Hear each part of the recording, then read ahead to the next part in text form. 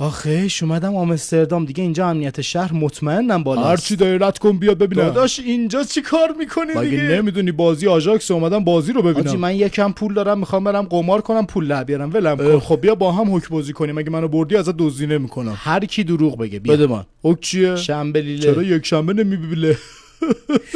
اسکل بتمن اومد. بتمن بیا کمکم کنی، من خف یا کردی. من بازی یا بازی خراب. داداش تو هم اهل دلی بتمن ها. چی میگی؟ اصلا هوک 3 نفره نمیشه. واسه بتمن همه چی میشه. دست چرا بده. میزنیم؟ بیا. اسکول چرا دست میدی؟ دست کارت بده. خب بیا. دمت گرم. آس دل بازی کن. دو گیش. داداش دل باید بیای. اسکول یا اسکل نیست، برید دلتو. چی؟ داداش حالا خودتو ناراحت نکن. چشم باریدن تو رو تا دیدم، با هم بازی کرد شدم تاریکتر.